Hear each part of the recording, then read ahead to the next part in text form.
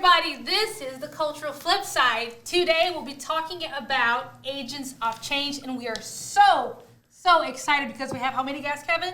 We have 3 guests today. 3 extraordinary guests. Amazing. Who are agents of change. So stay tuned because this is the Cultural Flip Side.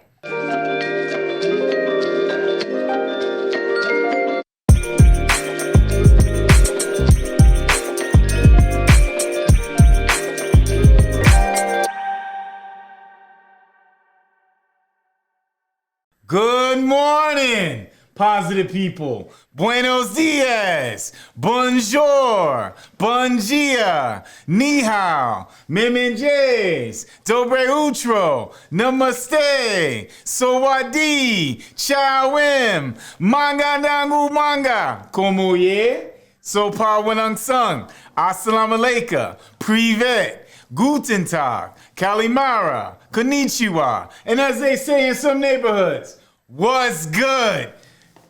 Today, on the Cultural Flip Side, we're going to cover what? Agents of change. I figured I should also introduce myself because, we have new viewers and watchers every week. So what's your name, sir? I forgot. You introduce My name is Bowtie Book, also go by the name of Kevin Booker Jr. KBJ. KBJ. Never KB. KBJ. And I am Pauline Batista, and I just say only Hola America. You already know this. Welcome to the Cultural Flip Side one more time because I love welcoming people. Yeah. How are you feeling today, my friend? I feel great. I'm feeling really good. I'm excited about the guests we're going to have on the show today. And you know what? Mm-hmm. It feels good to be alive. It feels so good to be alive. And That's deep. It does. That's so Because I know right now, I got a phone call the other day, and people, a couple of my friends said they're really struggling. Mm-hmm. Going through COVID, every single day, and not being able to leave the house. But you know what? We're here on the Cultural Flip Side, and we're going to continue encouraging people, even through these tough times. So how are you feeling, Pauline? I'm feeling very grateful, and it's so crazy because, quick fun story. Yeah. We come from, those particular places, right? Right. Places that are not necessarily the wealthiest, places that are not necessarily the whitest, right? Right. So you come from those spaces, and we hit a point in which we have to be so grateful because, we are making headlines because of good things or things that are deemed good by society, right? Because just the other day I was revisiting with a friend, the kid who gave me my first kiss, the gossip of it all. He gave you your first kiss? Yeah. Oh my God. A million years ago, so getting hot. Oh boy. So the kid who gave me my first kiss, back in Brazil, I'm from Brazil, everyone. Fun fact. How was the kiss? Was it juicy? I mean, I was a kid, so it was kind of like, oh, can I kiss you? Yeah, sure, boom. Like, was it just like this? Back to the point. Oh, I mean, so geez. he made the headlines not too long ago for, are you ready, Kevin? Hold on to your armchair. I'm drinking now too, so I got to make sure I don't be spitting on me. I know, woof. There's no more show if he spits on me. So I want to hear about this kiss. Anyway, so he made the headlines because he was now a drug dealer, a drug lord, right? At the head of a gang in Brazil. He made the headlines because he hijacked a hospital. Oh my gosh. You know what I'm saying? He hijacked a hospital to get a doctor to take care of him because he took a bullet on his arm. And he literally made it to, on the national news for just like holding on to his arm. Yeah. And it's kind of like so crazy to me that person used to be a close friend. You know what I'm saying? And I made it to the headlines this week as well because, I was an Olympic torchbearer back in Brazil, and he's also making headlines for different reasons. So, if anything, in conclusion, I'm very, very grateful. Absolutely. Today, And you know what? And that's the beauty of life. Is that even though what? The it's beauty of life. That's right. So even through those adversities and those trials and tribulations, right. And the people that we meet, we learn from different experiences. Yeah. And we continue to grow. And that's why I'm really interested in learning from today this 15-year-old who actually would love to share her poem with us today. What's her name? Janice. Janice. Can we listen to I can't wait to meet her. Wow. Janice, you look beautiful. Beautiful. Oh my gosh. Janice, it's an honor and a pleasure to have you here today on the Cultural Flip Side. It really is. I'm going to put my headphones on, Janice, so I can hear you loud and clear. I listen to things magically, so I don't need headphones. Anyway, carry on. So, Janice, can you tell the world who you are and because I want the world to know you as the queen here. Yeah. Please. Okay. My name is Janice Ajapong. I'm a ninth grader at Middletown High School. I like to draw and write a way of expressing my emotions on like controversial topics. Two drawing pieces I think that I've done that I would say I'm most proud of are I recently drew about like frontliners and like nurses and the impact of like Corona and how they may be feeling. Right. I when the George Floyd whole situation happened, I redid that like police officer with the knee on the neck whole drawing. Wow. Two pieces that I've done are I've done racial inequality, and then I've written about why the education system is just so bad. And I think those are four in total that I'm most proud of that I've ever done. And yeah, so today's piece that I would like to speak of is about just Ruby Bridges and what she has gone through in general. I know. So, Ruby Bridges. right? Wow. Yeah, I have a little bit of a follow-up question before we get into your amazing, remarkable work that we know that you do. At 15 years old. At 15, right? I was just 15 last year. Anyway, Janice. Janice, Yes. so you mentioned that that there's, the school system is kind of like lacking. So what would you like to see, in schools? Like, how can schools better support folks such as yourself? What's missing? I think what's missing is the understanding that like what I feel really bothered on is like standardized tests, Right. because you can't really define a student's intelligence by a test that you take fall, winter, spring or so, and try and put them in classes because of that, because that's just one day that you take that test. Anybody can have a bad day from it. Anybody could be like on their grind, but not be as strong as they thought they were in that one day.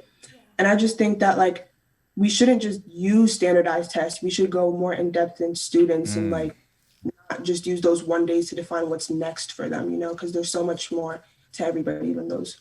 Of course. Janice, when Ruby Bridges, she had a lasting impact on me as a child as well. What was it about Ruby Bridges that made you want to write a poem about her and her life and her legacy? Ruby is she's so brave and so inspiring. She has such a moving story, and that's what got me to write about her. Because like, I remember when I was 6, I was literally still learning the ways of a whole different country that I've moved to, because I'm originally from Ghana. So like, here she is breaking barriers at the age of 6, and I'm learning like, why is there snow falling from the sky? Wow. Amazing.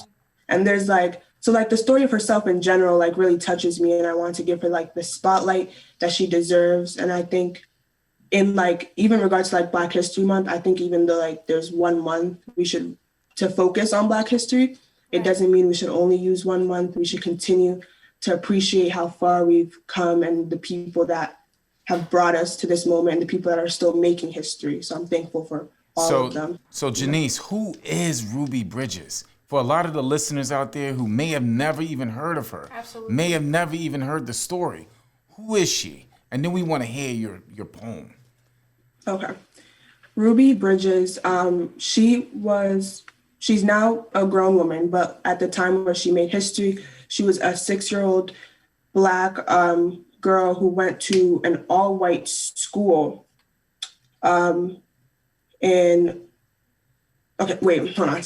She went to an all-white school, and at that time there was still segregation and everything. So she just wanted an education. She just wanted to go learn like the other students. So she wasn't, in her mind, she wasn't really thinking like, oh, Black, white, like I shouldn't be going to school. So she went to that all-white school because everybody deserves education, no matter the race. And so at that moment, she integrated the school, even though there were so many troubles and there were so many effects that because of that, like her family couldn't go to these like white grocery stores anymore that they were allowed to go through. Her father lost her job. But because of that, she paved the way for other people. And that's who she is. Now you're 15 years old, Janice. Yes. Was that a long time ago that occurred? Because some people always say, well, that's a long time ago. Yeah, well, how many, too many centuries ago or something like that. But So, Janice, was that a long time ago? When did that in your happen? eyes? Not at all. It was about like, this like 2021. It wasn't that long. I think it was like 40 or so. She's still 50 alive. some years ago. So this is Yeah. a contemporary story. That's correct. Right? For those of you who are watching, contemporary is, current contemporary. Oh my goodness. Mm-hmm. She's now, let's, I'm dying to listen to you and, get to know you through your work. So what do you have to share with us today? Okay. I have a poem about Ruby Bridges, and it's called I, Ruby Bridges. So, can I start? Oh, Please. please Absolutely. do. That's what I'm here for. Okay. The insults and angry remarks were bright as day. I did not choose my color. I did not ask to be treated this way. Miss Barbara Henry paved the way, looked past my color every single day. She gave me what I came to school for. She always stayed. I never missed a single school day, even when people chanted that they wanted me, a 6-year-old, to pass away. I saw the cameras, I saw the barricades, but my little mind thought I stumbled into a parade. Confusion stirred my head as I watched white parents take their kids away. I had to sit in the office because my life was in danger that entire day. I was just 6. All I wanted was to peacefully go to school, not have to walk with federal marshals because the world was so cruel. On November 14th, 1960, history was created. William Frantz Elementary School was now integrated. Following year, I saw a little more color, a little more flavor, a little more culture, a little more numbers. I'm grateful to still be here to this day, that I, Ruby Bridges, can share my story on the history I made on that very Monday. Grown adults were threatening a child because of their complexion. But if it was their own white child, they would have gotten some type of exception. Yep. It's frustrating to me that it doesn't matter the age, the intentions, the criminal record, but the color of our skin. It doesn't matter what you have done or how bad of a person you are within. Just the pigment, the skin tone, the complexion, because they have been taught to think that the shade that we are is a sin. Something we cannot change. They thought we wouldn't do anything with it, that we have no range. Nevertheless, how often does a 6-year-old African American change and improve the future of education? How often does a 6-year-old African American become the first to integrate into an all-white elementary school? She had the courage and bravery to take one step as a Black 6-year-old on the all-white school ground, and that one step changed education for future Black students in society forever. It's just so funny to me how this world won't ever just let people be. The progression that we have made for people of color is extraordinary, but we still have a long way to go. This world is still unkind to people of my kind. And I end this off with, don't follow the path. Go where there is no path and begin the trail. When you start a new trail equipped with courage, strength, and conviction, the only thing that can stop you is you. A powerful quotation said by the woman herself, and she did just that. Thank you. Oh Wow. my God. I'm teary-eyed. Even Ron is clapping. Did you hear Ron? Janice, I need you to let the world know who you are. Your full name. My name is Janice Ajapong. And how can we find you? Do you have an Instagram or Wow. social media, Amazing. My Instagram is Janice_0207.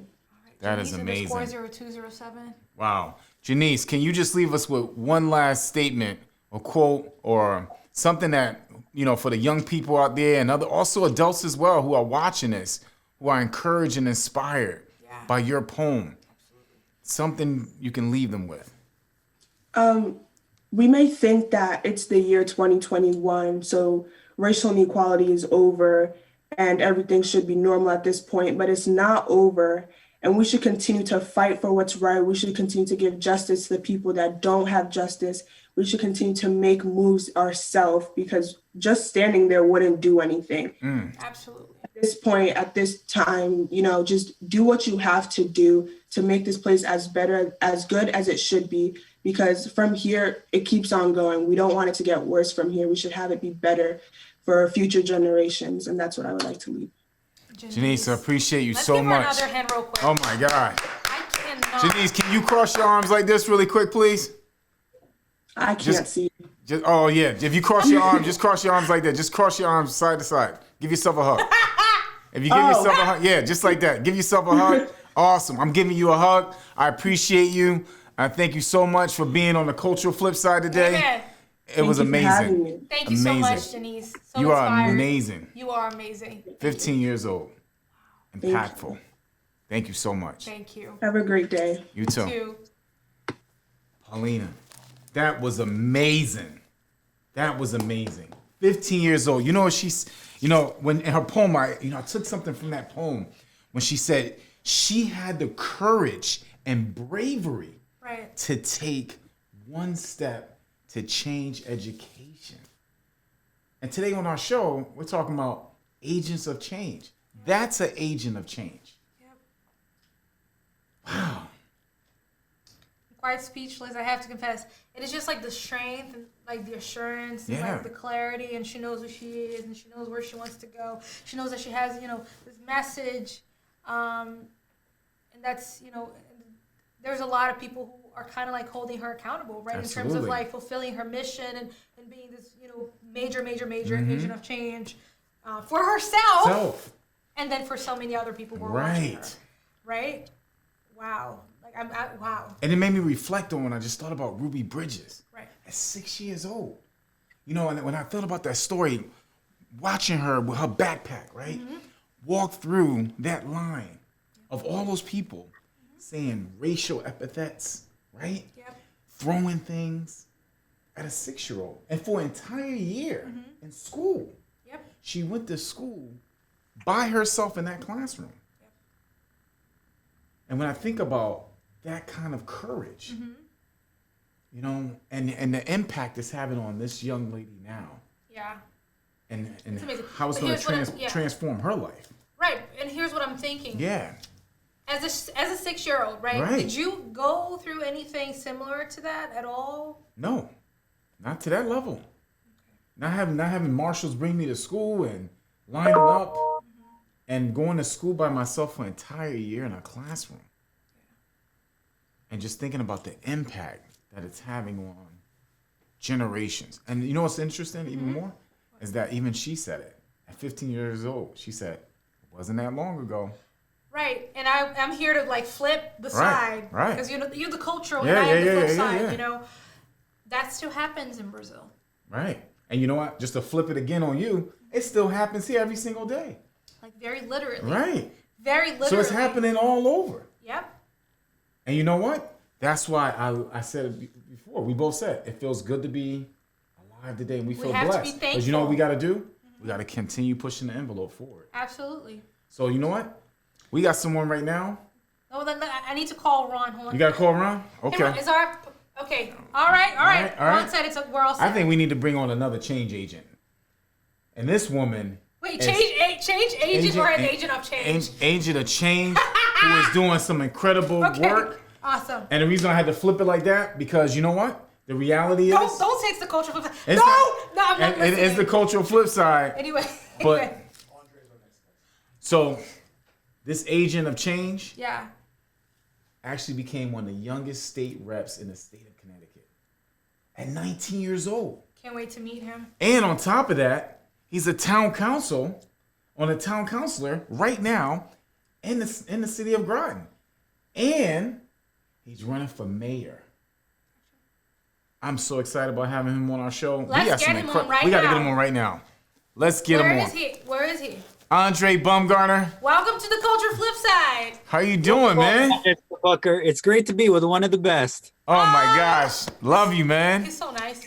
It's great to be with you. Andre, can you let the world know who exactly is Mr. Andre Bumgarner?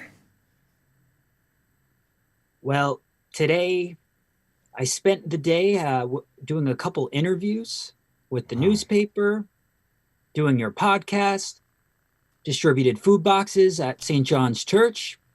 I'm a community servant. I'm a listener.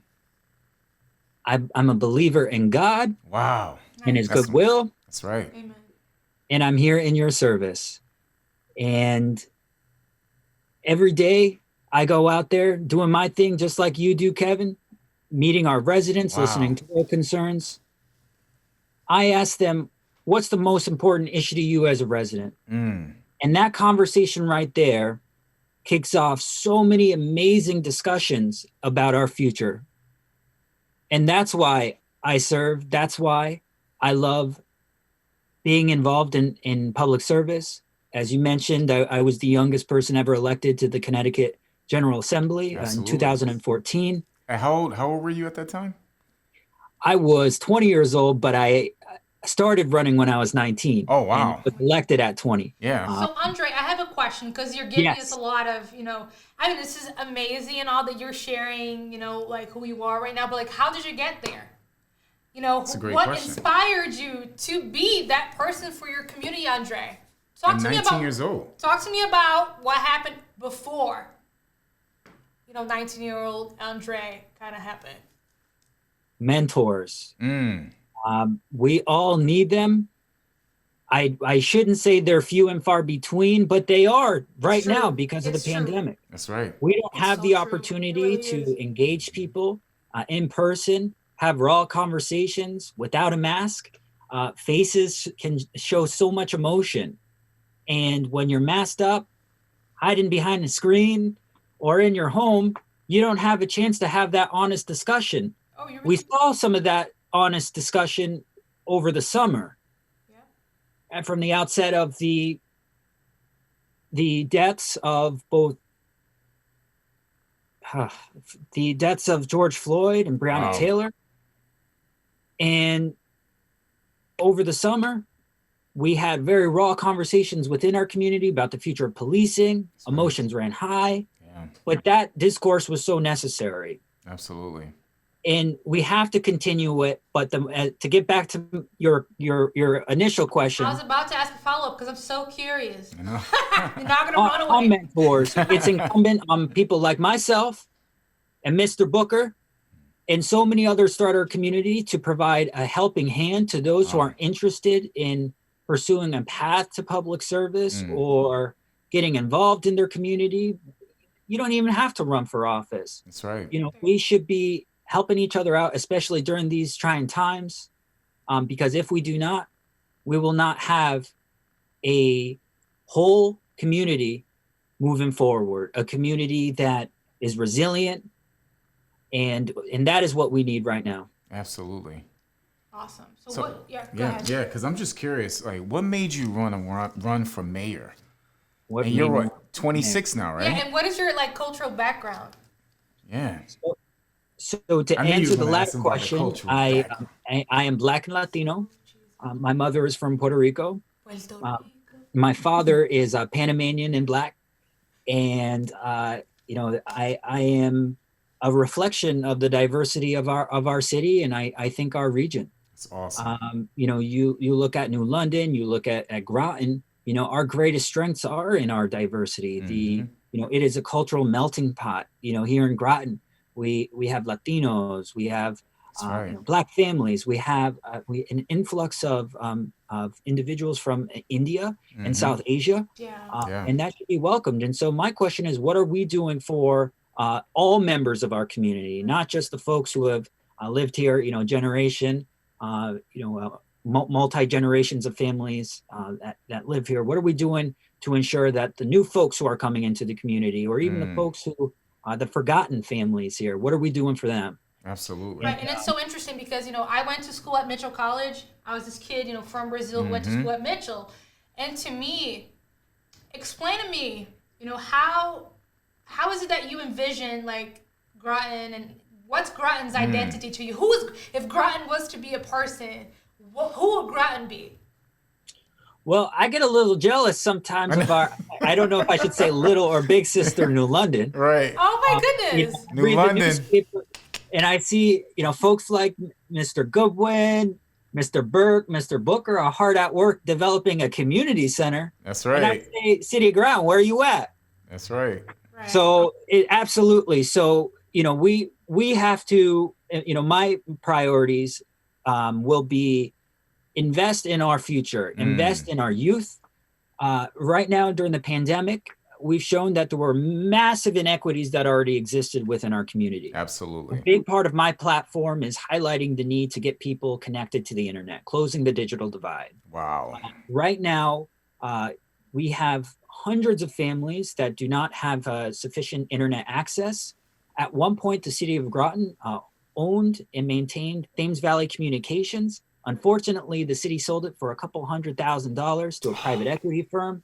This year, actually, I should say a couple weeks ago, it was announced that that same firm sold that company to Atlantic Broadband for $50 million. Wow. Yet the taxpayers here still paid for the debt I would buy service so on many that, wigs with that money. and we sold off all our assets. Had we had that company, that internet company or provider, we would have been able to provide high-speed broadband internet service to families in need during the pandemic. That's so right. that kids could connect to the remote learning, so that families can see their elderly loved ones at the assisted living facilities, and that folks could participate in their workplace.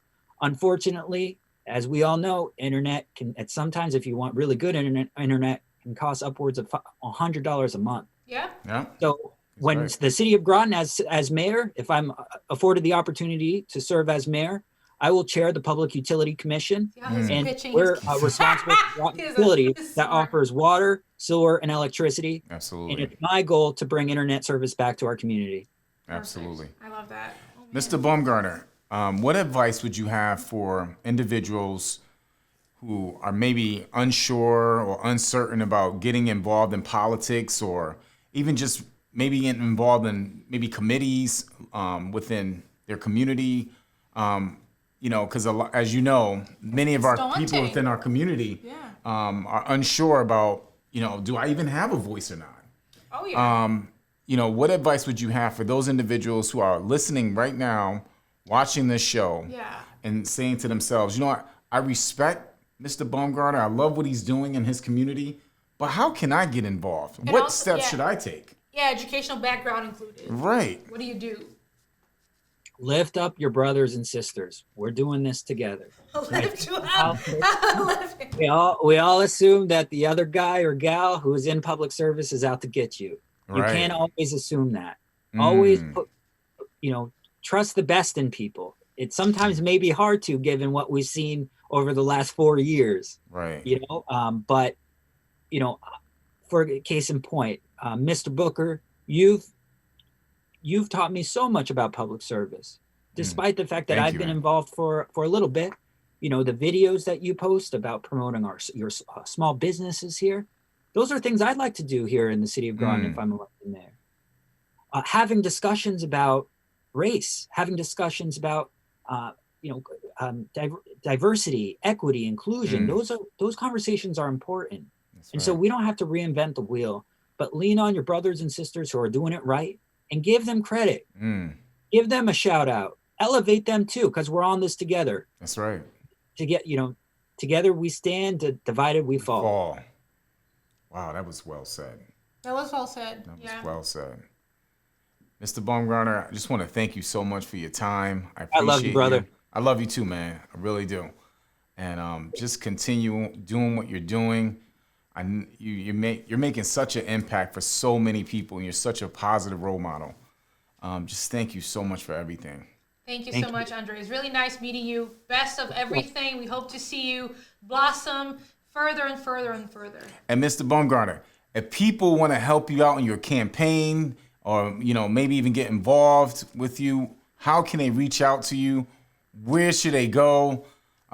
Because you're on the cultural flip side right now, and we're here, and this podcast is about helping other people. Absolutely. And also moving our culture and our communities forward in a positive direction.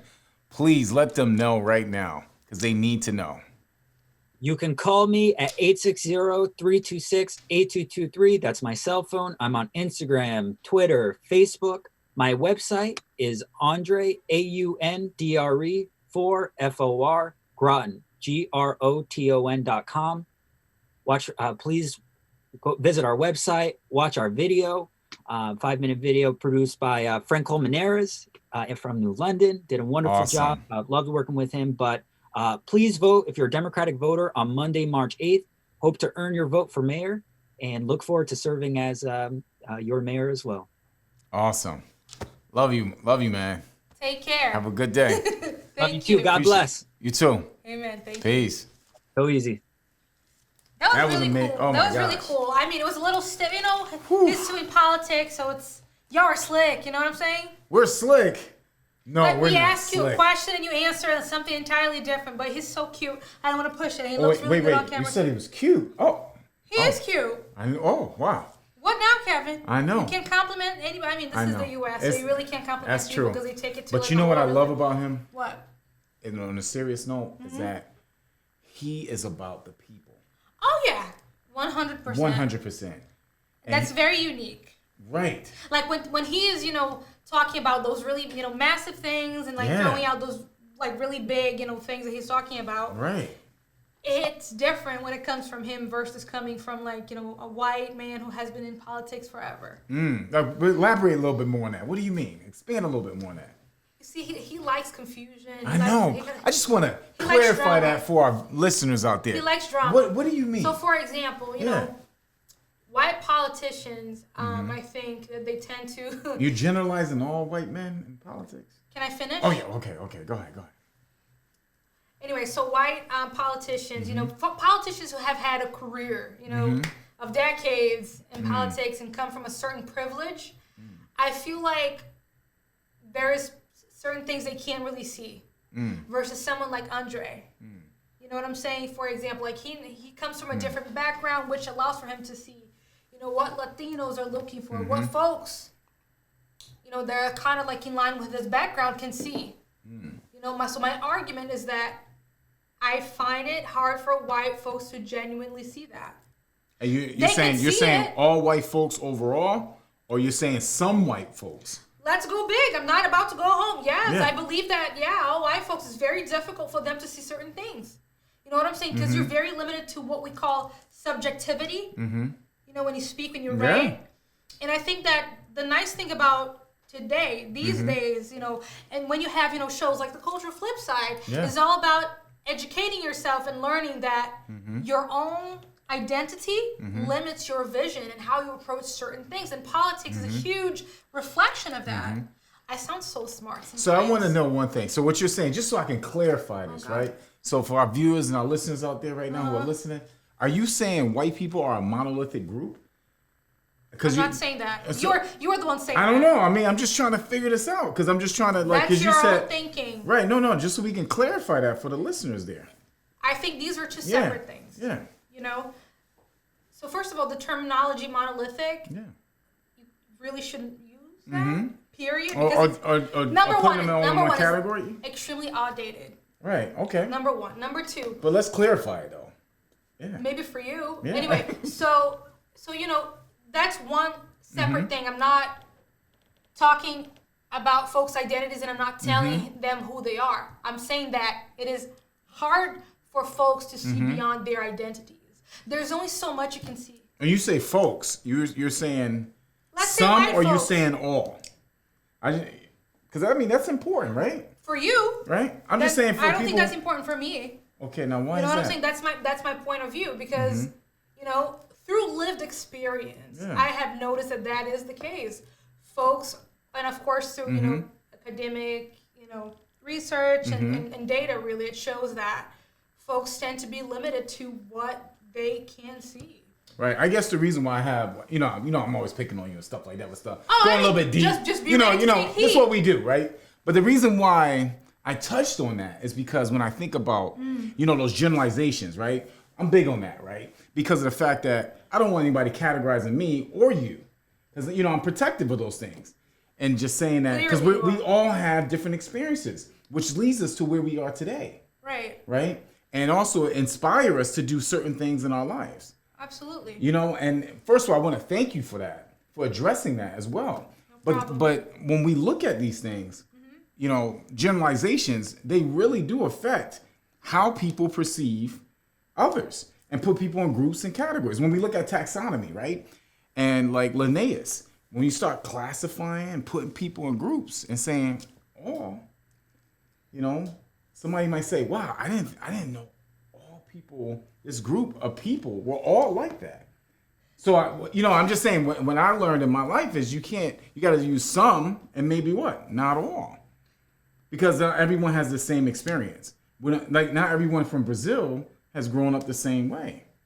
But not everyone from the United States. Kevin, that's my whole point. I know. Because that's why we're on the cultural flip side here. That was a huge waste of tape. Anyway, so I heard that we have... But on another side note... Oh my God, he right? can't stop. I know. But on another side note, as we look into agents of change... Right. And when we talk about generalizations and people and culture, one person who is doing some really great work, who really is putting a spotlight on bringing her culture and also helping people understand, right? Because when we're talking about people not understanding, it's Miss Daisy Torres. She's a legend. A legend. She's a legend. As I was getting my PhD, I still am, but several people have mentioned her name and how amazing she really is. So I'm very excited to have her on the show today. Wow. I see your face. You just lit up. Yeah, because I was annoyed as hell. Anyway. Oh my gosh. Well, what we got to do is we got to stay positive. So let's bring on Miss Daisy Torres. Let's bring on Miss Daisy Torres. Yeah. So gorgeous. Hello there. Hello. Daisy, how are you doing? I'm doing great. It's Friday and I am so happy to be here. I just want to thank you for the invite. Super excited.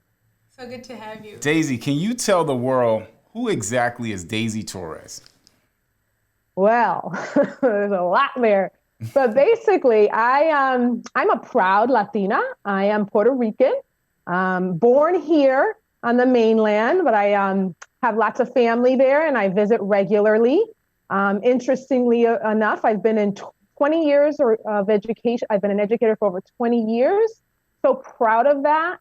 Started as a teacher and moved up into administration.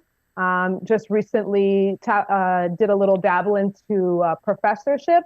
But my love is definitely children. I just feel that there's so much work to do in our education system. And for me, it's empowering to be, a Latina who, is really fighting against equitable change for our students. In my current role, I'm a director of English Learner Services. So I work very closely with English Learner programs in Hartford, one of the largest school districts in Connecticut. We have close to 4,000 students who are identified. I also work with world language and dual language programs. So anything language, anything that has to do with advocacy for our students of color, that's my passion. So you can probably hear me because I get very excited about this work. I can't wait to ask that question. Wow. So it's a question with a story because you know me. So, I have a bunch of friends who are from the Washington Heights, right? We know that it's a bilingual community, right? In the city, it's a bilingual urban community. And we have those in Hartford as well. So when I look at education, the ways in which some folks teach language, right? I feel like folks tend to not validate bilingual student experiences in the classroom. Like, for example, we know that little things like, encouraging children to bring their own, dialects and ways of, talking in Spanish, for example, can either make or break a student forever. Like if a student walks in saying que lo que, as an educator, you know what I'm saying? How do you encourage that instead of destroying them? No, that's not grammatically correct. Now, what is que lo que? Wow, wow, wow. What is that? Que lo que is, what's up? I know. But for some of our listeners, they may not know. Yeah, no worries. But we're getting there. Anyway, so can you talk to us a little bit about that? Like how as educators we can encourage that versus, destroying that? That's a great question. And I, as a former world language teacher, I used to teach high school Spanish in my hometown of Meriden. So super excited about that. And when I taught, that was actually something that we talked about in class, about this idea of, honoring and valuing the language that we bring, right? And that depending on where you use Spanish, it's a regionalism, and that all languages are valued, right? And so, one of the things that, I have found that after being in education for so long is just that we have a very monolingual, way of looking at things and not really looking at all the assets and talents that our students bring to the table. There's a lot of research out there that talks about the benefits of bilingualism, and even the brain-based research that tells you all the positive effects that happens inside your brain when you are learning a language, particularly delaying the onset of Alzheimer's disease, for example, right? There's a lot of research on that. And what I have struggled in my role as a, looking at policy and leading in my district is that, yes, I've done a lot of work with my teams to bring back the power of bilingualism, looking at the research, honoring students with the seal of biliteracy on their high school diploma and transcripts, so that when they go out into college, into the job market, they understand, they are valued for all of that they bring. And some of our students in Hartford are trilingual, right? And why are we not bringing that into the classroom? Like so definitely some things that we're working on, a lot of it is mindset, right? And so you need people at the table, right, who understand the research, who understand and advocate for our students, right? And so those people need to be, in those leadership roles to make those changes for our students. And Daisy, I just want to say, you are in that role now, and that leadership role. You are an agent of change. You are creating those change in the narrative of what happens with our students and what our students are learning. And recently, you have written a book. Absolutely. So and I heard about it because we've had. We have some friends in common. We'll have to talk later, but rave reviews about, your book and how that's, supporting social justice and social change for educators. Can you please talk to us about that a little bit?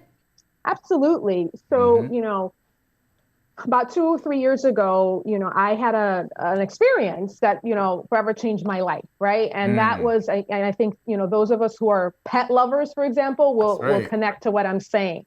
One of the things I love about the 14 years I had with my puppy, my dog Lily, was the joy that she brought to me, right, and to my son. And so when she passed away, it really hit me very hard, and so much so that I just didn't realize how the impact that it would have for me as an adult. Wow. And I started to think about our children, and I'm saying, man, when we think about pets, oftentimes when we were young, when a dog passed on, sometimes kids are told, oh, the dog ran away, or, we gave the dog away, without really having a discussion with, children about, loss. It doesn't have to be, a sad story, right? You could turn it into something positive. So I decided to create a book that would help educators, parents, school counselors, right? Social workers, anyone who touches the lives of children, to really be able to talk to students and children about loss. And so the book is really about the relationship between a little boy and his dog, what happens when the dog passes on, and then what, the happiness at the end of the story about understanding that the dog was in a better place over the Rainbow Bridge. So what was really important to me about this book also was that I also wanted to reach my bilingual families and students, right? Very so the important. book is written completely in bilingual, meaning that that's in each page has a text in English and text in Spanish. Unlike a lot of other books out there that are, only in English, or you Either can get or. them in Spanish. Yep. This is truly a bilingual book. And that was super important so that I can continue to connect with my own background and also, support the students and families that speak Spanish in the home. Amazing. So as someone who's Wow. multilingual myself, I can definitely appreciate that, because oftentimes, even when we're as adults, when we look at bilingual and multilingual materials, I mean, the translations are so crazy. And to have someone who has that very unique space, that really unique lived experience and background, and it's willing to grace us with a book like that, I find a lot of Extremely value important. in that. You know what I'm saying? So I really appreciate that. So, for example, we know that this is an interesting topic. So we know that recently, the governor of the state, issued, I'm gonna simplify it, issued a mandate so that now schools have to look at racial justice as part of the curriculum. So what do you make of that? How realistic do you think that is, and how do you think that's going to play out based on your experience as an educator in the state? That's a great question. It's such an important topic. Yes, it right? is. Yeah, because it's like, woo, it's a lot. It's loaded, but it is so essential to education, right? We need to have curriculum, books, texts, that are culturally relevant, right? That that speak to the students that we're serving. I will just use my own personal experience. I mean, I went to a high school that was predominantly white. And so I didn't have exposure to a lot of texts nor teachers that look like me. And I do feel that that impacted me, right? A lot. I didn't get to learn, for example, about Puerto Rican history until I took it as a college student. That's unacceptable, right? For our K-12 students. Absolutely. Like, that should be happening right from the onset. When I became a teacher, I saw a curriculum that we had that nobody was really using. And it was developed in our district, but it was about Puerto Rico and its history. And I took that curriculum, I exposed all my students to it. We did Mexicante Mass. We learned about books and stories. And those are the kids, the face, their faces lit up because they're seeing themselves reflected. And so I'm happy to see that the state is moving and requiring, right, a course that is reflecting awesome. Black and Latino studies. I think it's a huge step. I think it's putting us on the map. Absolutely. There's work to do, but I'm proud that Connecticut is recognizing this need. Making that move. Absolutely. That's awesome. Miss Daisy Torres. Yes. First of all, I want to say thank you so much for being joining me at the conference, at the Early Childhood Education Conference last Saturday. The keynote address, I really appreciate you so much. Can you let the world know the title of your book? How can they purchase your book? Let the world see your book visually, and and also if you can leave us with some positive, like a positive quote or a statement, something that you live by as well. So first of all, I just want to thank you both for this opportunity. Anytime that I could speak about my book or in education in general just fills my soul. So I just want to thank you for this opportunity. The name of my book is called I'll See You on the Bridge, right? And it's written by me, Daisy Torres, and illustrated by Len Smith. This book is available on Amazon. Nice. It's also available on the 1010 Publishing website. You can find them online. And so I just want to share with you that, in times of these challenging times that we're in, it's easy to say things are too hard or too difficult. But what I want to leave your listeners with is, if you have your mind set to something, reach for the stars, right? I never thought that I was going to publish a book with something so unfortunate, but I was blessed, right? And so when somebody tells you you can't do something or that it's not going to happen now, or you just need to wait, don't. Follow your gut and just keep moving forward. That's the best advice I can give you. Keep moving forward. Pa'lante, right?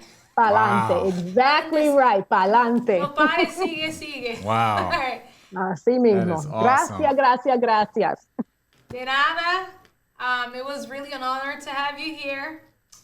You really are a legend, and I can, only be thankful for someone who's that much of an agent of change in the state of Connecticut for, Latinos, and, bringing social justice into the classroom. I appreciate that. I appreciate you so much.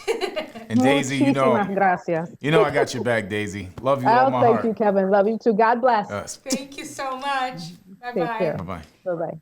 Wow, let's talk about some takeaways. There's a lot today. All right, America. That was 3 extraordinary guests, agents of change. Yep. What comes to your mind right now? I know you're still processing all this, taking it all in. I am and I'm not, because my friends are kind of like that. So I'm very fortunate to have friends who challenge me a lot. Yeah. I'm very grateful, for all 3 guests. I think that to me, having people like that really gives me hope. Right, as a Black woman who's a Latina, who was also a foreigner, didn't grow up here, so it just gives me hope to see people like Andre, Janice, and Daisy. To me, that's keep doing you. So I'm very appreciative and very humble that they were here today with us. How about you? What comes to my mind right now is a poem called "Excuses," because as people who are dedicated and committed, they never make excuses. Absolutely. And they continue moving forward. And they realize the power of we. And when I think about it, it goes like this. Excuses, excuses, excuses. Excuses are the tools of the incompetent, which build bridges that lead to nowhere. And those who use them are masters of nothing and seldom accomplish anything. I, me, my, mine. These are the things that do not rhyme. We, us, ours, together. These are the things that last forever. I have no excuses. We, us, ours, together. These are the things that last forever. Going back to Janice, when she talked about Ruby Bridges, she said she had the courage and bravery to take one step to create change. That's what we have to continue doing. That's what we do here on the Cultural Flip Side. Amen. Is put a spotlight on some of the things that are occurring throughout our state and our nation. So thank you all for joining the Cultural Flip Side today. Stay positive. And real quick, God, thank you so much for this beautiful day, and cover us and protect us. Amen. Thank you so much, everybody. Have a great week. Bye. Peace.